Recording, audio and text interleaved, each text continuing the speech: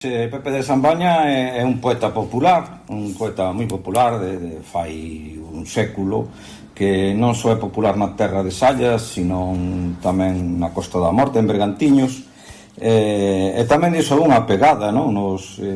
Nesa diáspora galega cubana de fai 100 anos, de principios do século pasado, non? Baña Pos é coñecido por ser o autor de 2 libros de poemas de corte popular, que son as historias, non? Eran chamadas así. Eu sempre reivindico o nome este de historia como un xénero propio galego, un xénero popular, traspasado desa tradición da regueifa, tradición da copla, dos cantos de cegos que eran orais á escrita, e o que fixo foi pasar esa tradición oral á escrita, non? É como unha especie de poesía épica de conto en verso, non?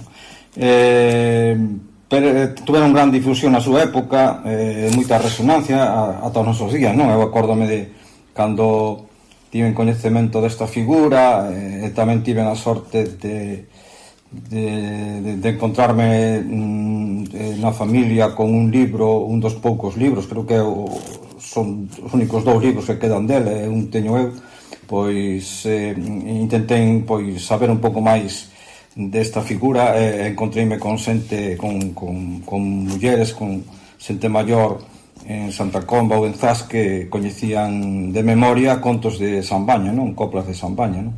Pero tamén é autor de moitos artigos, cartas sobre moitos temas, non? Sobre religión, agrarismo, educación, instrucción, emigración.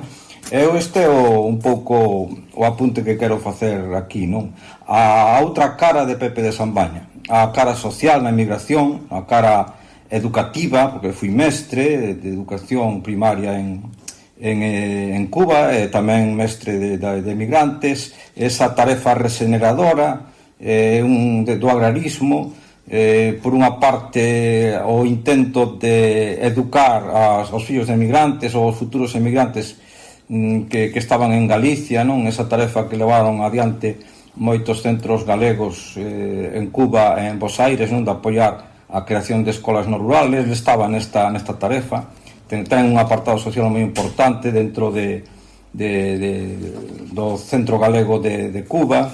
Estivo moitísimos anos, décadas, no Centro Galego de Cuba apoiando candidaturas conservadoras, católicas, pero tamén tivo 10 anos de amizade e colaboración con Curros Enríquez, non? Vemos esta labor social moi importante, esta labor regeneradora educativa, ese intento de educar aos nenos galegos que chegaban a maior parte analfabetos a Cuba, non? E tamén esta amizade con Curros ou esas referencias ao tío Marcos de Portela como un pouco o seu apoio literario, non?